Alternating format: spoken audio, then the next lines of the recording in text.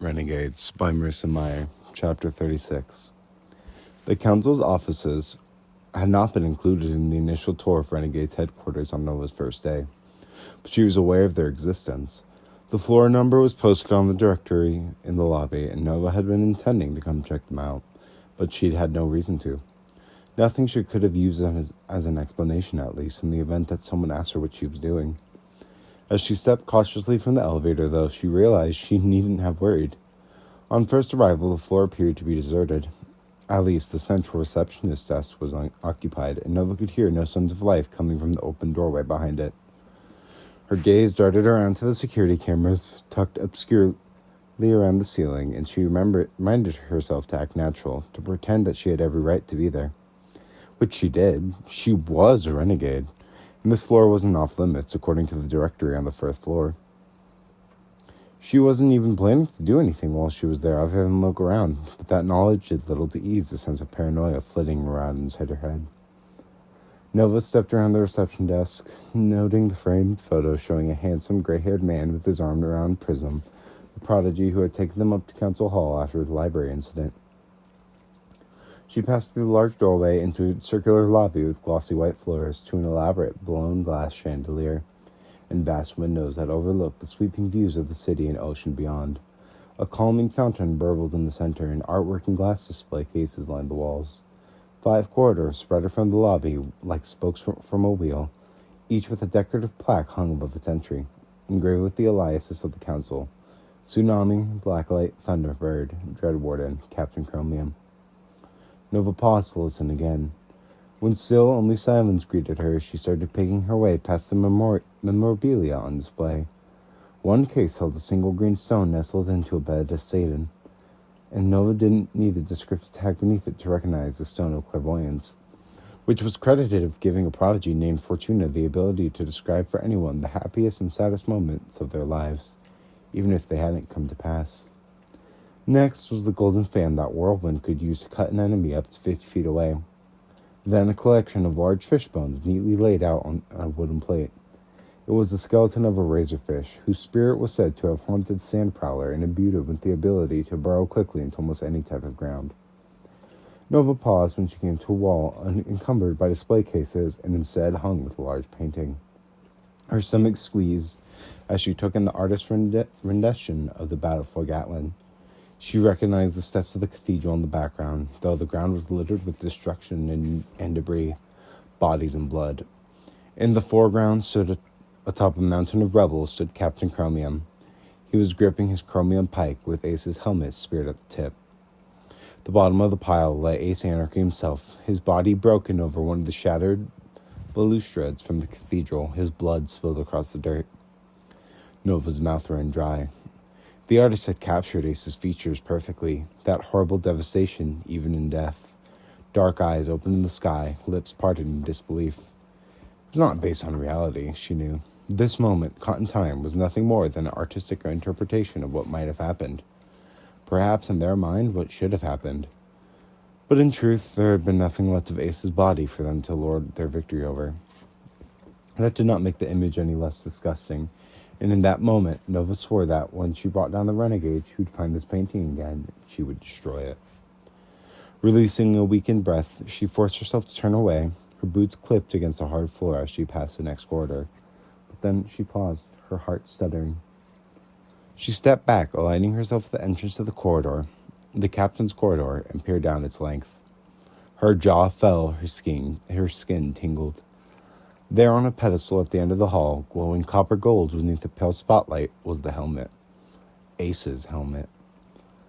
Nova had barely taken a step forward when the communicator on her wrist hummed. She froze, sure in that moment the Renegades had discovered who she was and what she was planning, even though she wasn't entirely sure that she was planning anything. She only knew that guilt and paranoia just had flooded her system the moment the communicator went off. Then she lifted her wrist, looked at the glowing text on the band, and released a long sigh. It was only Adrian, not accusing her of anything, just worried that she wasn't in the medical wing. She allowed her racing pulse to calm down before reading the full message. Insomnia. Just because you never sleep doesn't mean you can get out of bed without the hero's permission. Kidding, sort of. I just got to Meadowing and the nurse says you went home. Healers seem concerned. They say there could be side effects from being so close to Max that we don't know about yet. Can you come back to HQ, or are you passed out in a ditch somewhere? Let me know so I can come find you, okay? Kidding. Again, not really. Sketch. Nova read through the message 3 times. The first time her thoughts were still tripping around the discovery of Ace's helmet, and the majority of the message lost all meaning in the mad chaos inside of her head. Second time, she picked up only that there could be side effects and the healers were trying to order her around. They were using Adrian to do it, which she found remarkably annoying. The third time, though, she could see the message, not just as glowing blue text, but she could hear it in Adrian's voice. By the time she got to the end, she found that her irritation was gone, replaced with something almost like warm-hearted amusement.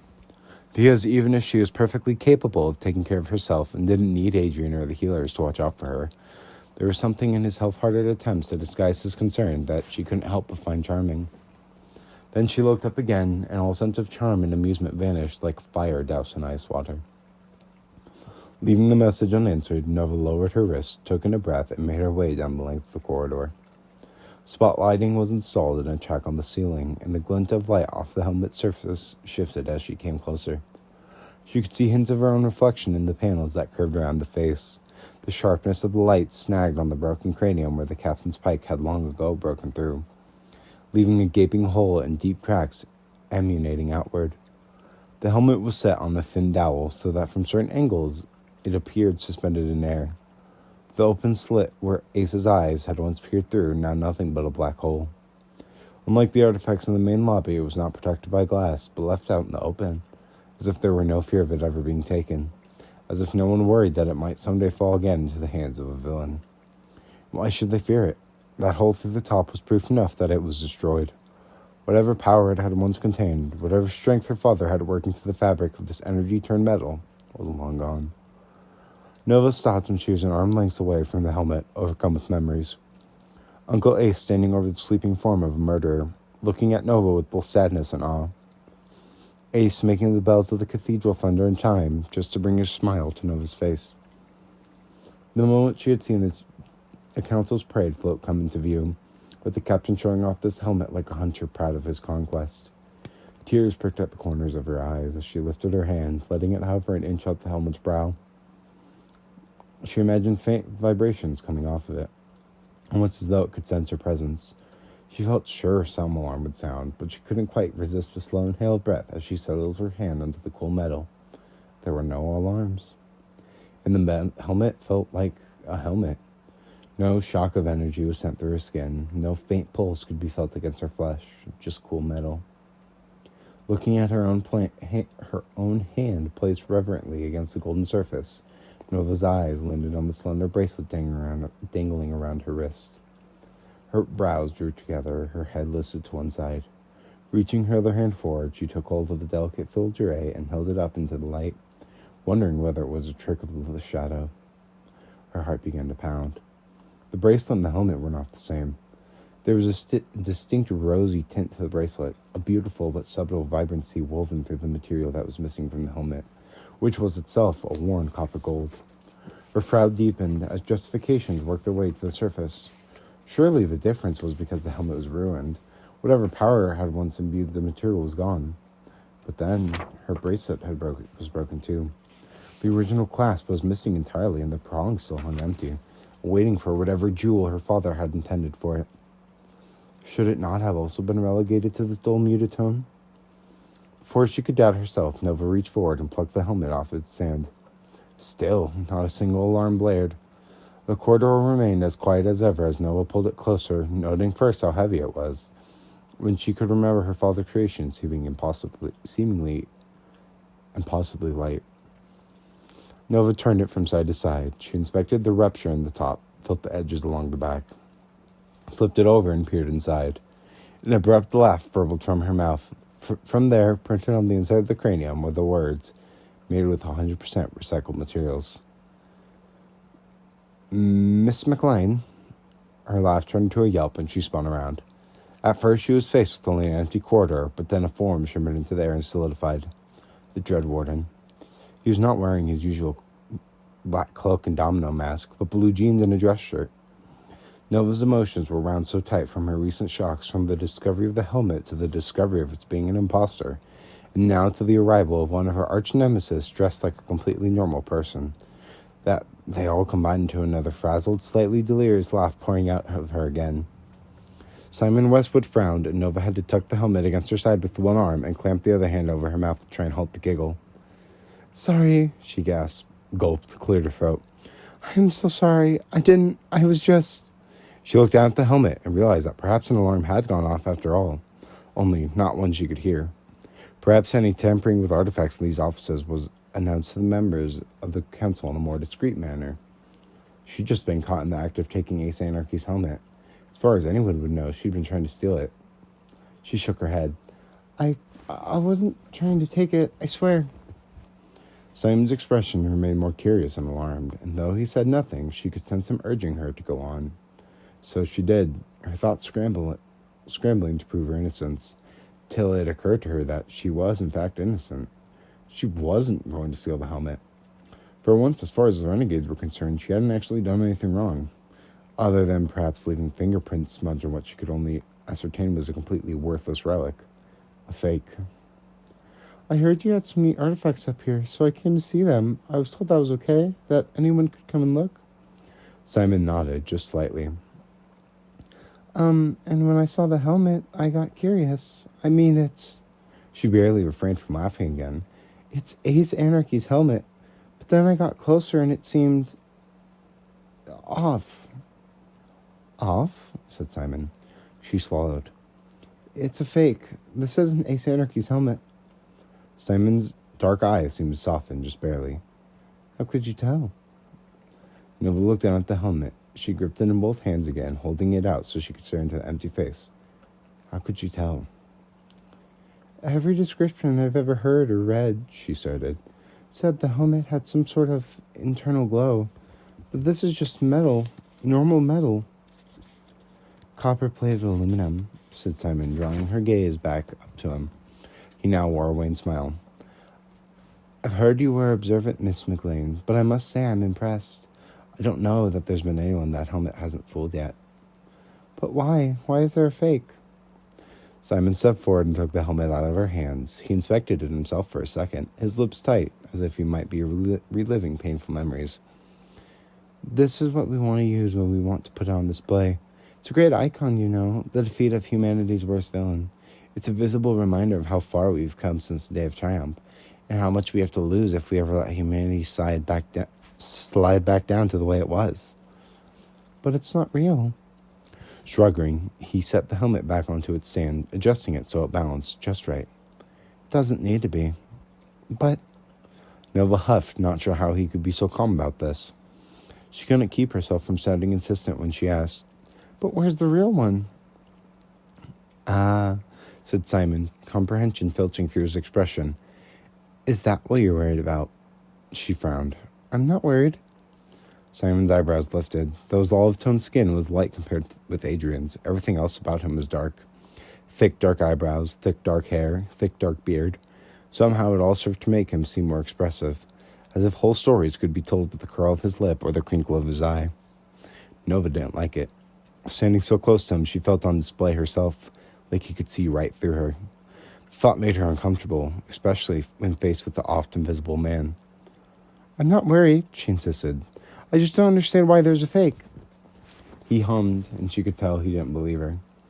"The real helmet is kept under high security in the artifacts warehouse. We'd never taken it out into public. It's not exactly the sort of thing you'd want falling into the wrong hands." "Why not?" she said. "It's useless, isn't it? Captain Chromium destroyed it." Simon rocked his hand side to side, squinting one eye as if to say this one minor detail might have been a bit of an oversight.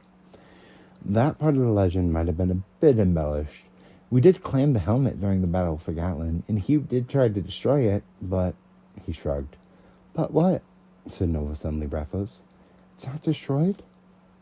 Simon gave her a sympathetic look. "Don't worry, no one is ever going to use that helmet to torment the people of the city again. We'll see to that."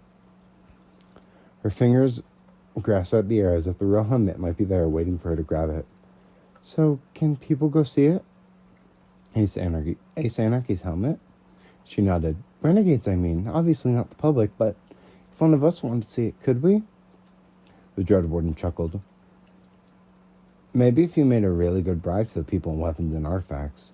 I hear Snapshot is a sucker for sour gummies. Hard to come by anymore, those are. But if you find some, she might let you take a peek. Nova frowned, unable to tell if he was joking or not. It didn't matter, though. She wanted more than just a peek, and he'd already given her so much more than she'd expected. The helmet was intact. Ace's helmet was not destroyed, and it was here in this very building, somewhere beneath her very feet. Her communicator chimed again. She glanced down automatically, scanning the new message from Adrian. Seriously, you're not actually passed out in a ditch, are you? She shook her head, unable to tell if he was trying to be funny. If so, the humor was lost on her jumbled thoughts. Everything all right?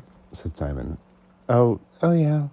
She waved her hand, finding it a challenge to remain composed when it seemed that the foundation of everything she knew to be true had just shifted beneath her. That's just the, healers wondering where I went. I'm supposed to be in the med wing, but I get restless being cooped up in one spot for too long. He nodded, as if this made perfect sense. Started heading back toward the central lobby, sensing that she was intended to follow. Nova glanced one more time at the helmet, then fell into step behind him. Adrian told us about your run-in with Max. That was brave what you did. I'm sorry you got hurt. Max was the one who got hurt. I just passed out for a bit. Simon cast her a sideways look. Besides, I didn't actually know what would have happened if I went in there, so I'm not sure we can call it brave. His lips started to tick upwards. Would you prefer if I said it was reckless and dangerous? Nova held his gaze, unable to tell if he was teasing her or condemning her, or if this too was a compliment of sorts. Finally she responded, On a day's work, right? Then, to her endless dismay, Simon Westwood laughed. A true boisterous laugh, warm and guttural. That was when it occurred to her that she was chatting with the Dread Warden. She had just made him laugh. And not once had it crossed her mind that perhaps she should be using this chance to contemplate the best ways of killing him. Which was savvy, she told herself. She had come to the cameras when she stepped off the elevator. She knew there was no way to murder someone here and get away with it. But still, shouldn't the thought at least have crossed her mind? Do you know how Max is doing? She said, eager for a new topic of conversation. He's going to be fine, said Simon. The amount of blood loss made from the wound appeared far worse than it really was. Of course, due to the nature of his gift, we can't tend him with prodigy healers, but even the normal doctors say that he will recover quickly. Perhaps with a scar, but what young man doesn't appreciate a new scar from time to time? They passed the painting of the Day of Triumph, and Simon paused to look at it, not admiring so much as thoughtful. Perhaps, he continued, this experience has taught Max to be a bit more careful when it comes to experimenting with powers he's not yet fully in control of. It's a hard lesson for any prodigy to learn, but I think him more so than most. Nova's gaze traced the figures in the painting again. Captain Chromium holding up the helmet that she could now think of only as the imposter, knowing that Pike had never been driven through it to begin with. Then she stared at Ace's body, fallen at the captain's feet, and knew this part of the legend, too, was a lie. And also, someone is missing from this picture, Nova said. Max was there, too, wasn't he? Simon did not look at her as he answered. Did Adrian tell you, or did you figure it out yourself? A little bit of both. She tore her focus away from the painting. What really happened? How did Max get Ace Anarchy's power? Simon scratched his head. Well, it was near the end of the fight. We couldn't bring Max into it before that, because his abilities would affect our allies as well as our enemies. But by that point, Ace Anarchy had separated himself from the rest of the gangs. He was standing up on one of the arcades of the cathedral, attacking those still on the ground. Of course, Hugh could withstand him more than anyone. Realizing this was our best chance, he went and got Max, who'd be hidden in a nearby cellar with a nurse to take care of him. He strapped him to his back and returned to the battle. He told me it was the most difficult thing he's ever done, knowing the danger he was putting Max into. But he didn't think there would be any other way. Nova's jaw fell open as she listened, trying to picture the scene. The righteous, invincible Captain Chromium charging into battle with a baby strapped to his back. She didn't know if she should find the image horrifying or hysterical. He scaled one of the side walls, said Simon, his voice having gone distant. I remember looking up and seeing him at one point and realizing what he was going to do. He reached the top and Ace noticed him. The closer he and Max got, the weaker Ace became, but he was still strong. He still tried to fight. He knew he couldn't hurt Hugh, so he focused his attacks on Max, knowing that must be the cause of his weakness. Simon paused before adding, "I remember how remarkable it seemed at the time that Max didn't utter a sound, not a single cry." Nova shuddered. Eventually, Ace lost enough power that he couldn't keep fighting. Hugh managed to wrestle the helmet away from him, and the moment he had the helmet, it was as if all the fight drained out of Ace Anarchy. A third of the church was destroyed at that point. One side of it was on fire. Nearly all of the anarchists were dead, and Captain Chromium had his helmet. He must have known he'd lost, so he went to finish it. When Ace Anarchy simply turned and jumped. He jumped from 3 stories high, up, right into the fire.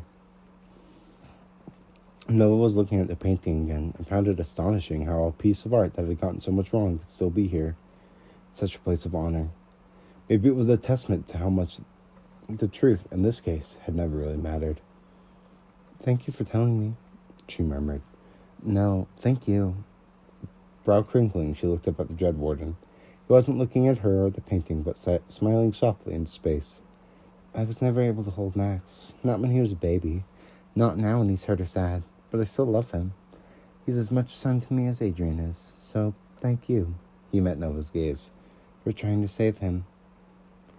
"Even if I had no idea what I was doing and really just ended up making things worse?" His smile broadened. "Even if." Nova cleared her throat and found herself unable to hold his gaze. "I should really go back to the medical wing." "Please," he said, gesturing toward the elevator. "Don't let me keep you another minute. The healers can be dreadfully pushy when they feel like they're in danger of being annoyed." Not entirely sure if she should say goodbye or thank you or something else entirely, Nova lifted her hand in an awkward wave, tucked her head down, and made her way back to the elevators. She passed the reception desk again, where Prism was now seated. She chirped a goodbye to Nova as she passed. Once the elevator arrived, Nova stepped inside and leaned against the wall, rubbing her forehead. Her thoughts swam with the Dread Warden's recount for the Battle of Gatlin, of Max's involvement, how Hugh Everhart had put that innocent baby's life at risk, and how Ace had done his best to kill him in order to protect himself. Again and again, her thoughts circled back to that broken helmet, on its pedestal, as dangerous as a child's dress-up toy. While somewhere within Renegades' headquarters, they had the real thing. Ace Anarchy's helmet, intact and waiting.